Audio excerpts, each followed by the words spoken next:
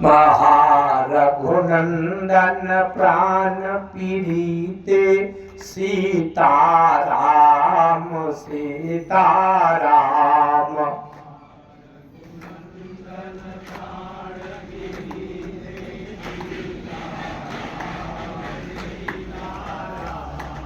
तुम बिनु जियत बहुत दिन बीते सीताराम सीताराम। तुम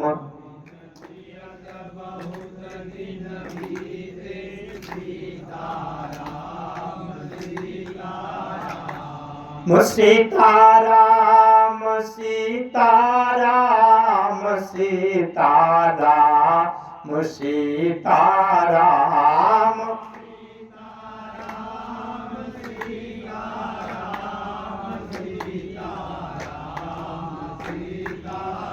आम संकट मोचन जय हनुमान सीताराम सीताराम।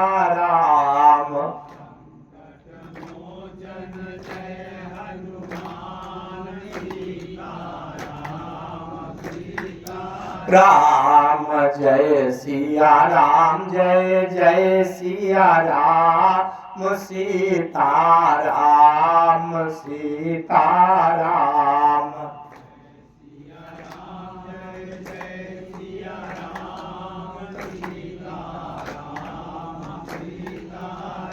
बोलिए भक्तवत्सल भगवान की, श्री राम नाम भगवान की, श्री रामचरितमानस भगवान की, संकट मोचन श्री हनुमान जी भगवान की, पूज्यपाद जगत गुरु गोस्वामी तुलसीदास जी महाराज की जय। जय श्री सीताराम। आइए प्रसंग के माध्यम से, भगवान की कथा के माध्यम से हम अपने जीवन में भक्ति प्राप्त करने का सरलतम उपाय समझने का प्रयास करें। मैं प्रयास करूंगा कि कथा सरल रहे, सरस रहे, जिससे सब लोगों को रस मिलता रहे। हनुमान जी महाराज लंका की ओर जा रहे हैं।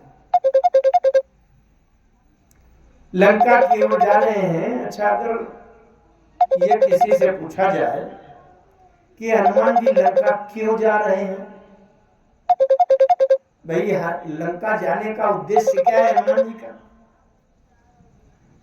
तो सब लोग ज्यादातर यही कहेंगे कि सीता की खोज के लिए जा रहे है ना। लेकिन अगर सीता की खोज के लिए हनुमान जी लंका जा रहे हैं, तो हनुमान जी को समुद्र के तट पर यह बताया जा चुका है संपाति जी के द्वारा।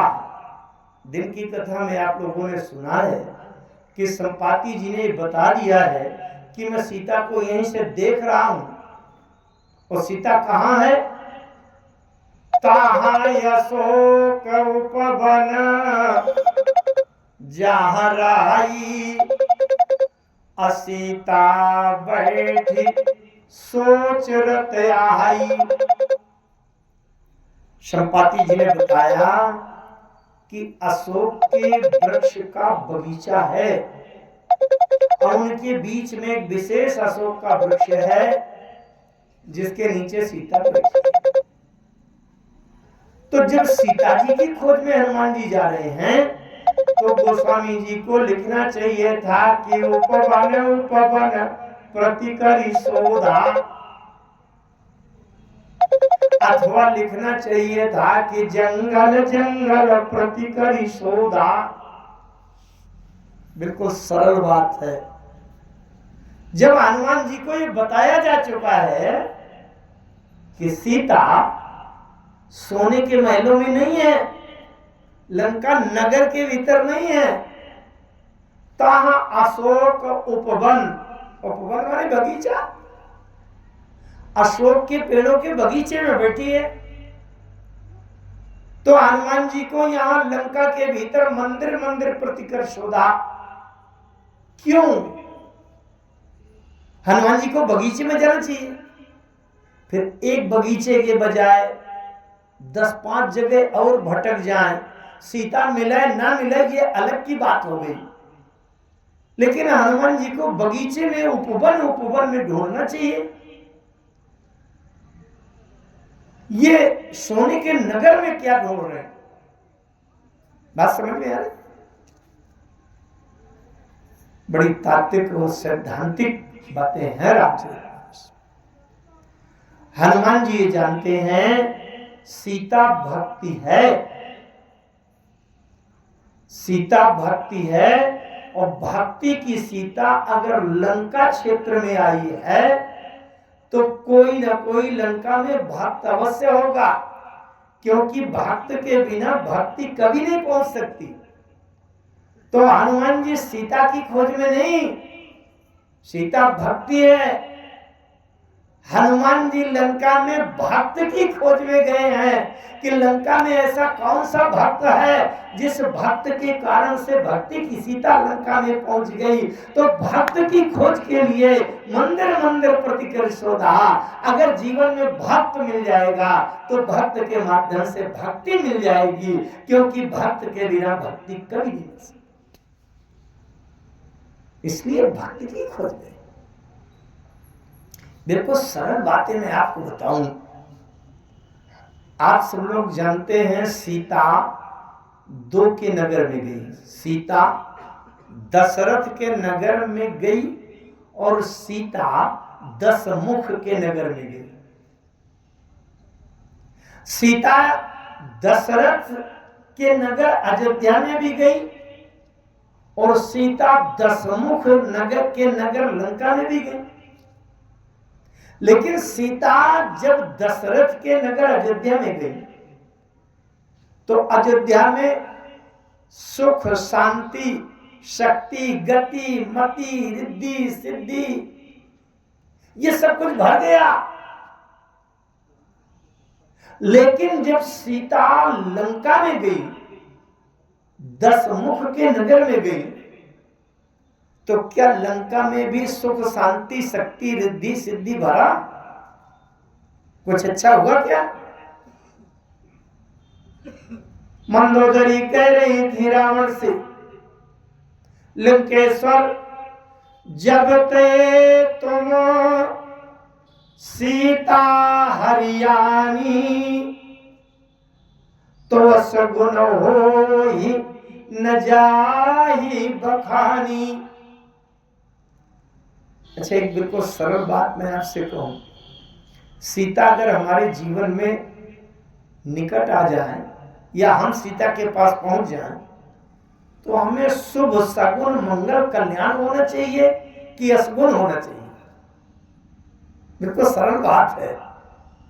अगर सीता हमारे जीवन में निकट आ जाए तो हमारे जीवन में सगुन होना चाहिए, शुभ होना चाहिए कि असगुन होना चाहिए? सगुन होना चाहिए ना। लेकिन असगुन भी हुआ है कि नहीं? मंदोदरी रावण से स्पष्ट कह रही है, लंकेश्वर जब ते तुम सीता हरियाणी, असगुन हो ही न जाही बखानी। इतना असगुन हो रहा है, जोई जोई सगुन जान की होई, असगुन भयो रावण ही सोई। बड़ी विचारणीय बात है मित्रों। हमारे जीवन में सीता तो आवे, लेकिन केवल सीता आवे उससे हमारा कल्याण नहीं होगा। सीता हमारे जीवन में आवे, लेकिन किस विधि से आवे ये भी उसमें निश्चित है, प्रतिबंधित है। दशरथ के नगर में सीता गई या दशमुख के नगर में सीता गई, लेकिन दोनों नगरों में जाने में विधि का अंतर है। दशरथ के नगर में जब सीता गई बहू बनकर, तो किसी संत, सदगुरु, ऋषि के माध्यम से गई। विश्वामित्र जी राम जी को ले गए और विवाह संपन्न करा करके वशिष्ठ जी लिवा करके आए। इसका मतलब भक्ति की सीता जब हमारे जीवन में किसी संत के माध्यम से आवे, भक्त के माध्यम से आवे, सदगुरु के माध्यम से आवे, ऋषि परंपरा से आवे, तब तो सीता के आने से हमारे जीवन में कल्याण होगा, शुभ होगा, सगुन होगा। लेकिन रावण किसी संत को बीच में नहीं रखता, सीधे गया पंचवटी से उठा लाया। वो सीता के आने से रावण के जीवन में असगुन विनाश का परिणाम हुआ। एक दोष और हो गया, रावण ने किसी संत को बीच में नहीं रखा, बल्कि स्वयं संत का वेश बना करके गया और सीता को उठा लाया पंचवटी से। ये एक और बड़ा अपराध हो गया। जिस दिन से रावण ने सन्यासी का वेश बनाया, वो पंचवटी से सीता को उठाया, चुराया, हरण किया, उस दिन से साधु के वेश में भी संशय होने लगा, प्रश्न खड़ा होने लगा। किसी को साधु वेश वाले को देखो तो पहले श्रद्धा होती है कि संत महाराज को लेवा जाएं, घर में भोजन करावें, इनकी सेवा करें, प्रणाम करें, 2, 5, 10 रुपया दे करके भेंट दें।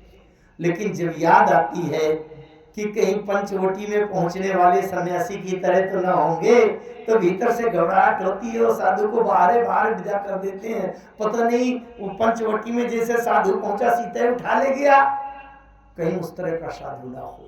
रावण से ये अपराध और बहुत बड़ा हो गया। विचार करते हैं, हनुमान जी सीधे सीता जी के पास क्यों नहीं पहुंचे? क्योंकि हनुमान जी को एक कथा के बारे में पता है, ज्ञान है। राम जी ने पूरी कथा सुनाई थी हनुमान जी को। अरण्य कांड में एक घटना हुई, आइए उसका बड़ा संबंध है हमारे जीवन में। अरण्य कांड के उस प्रसंग के माध्यम से हम थोड़ी सी बात समझने का प्रयास करते हैं। क्या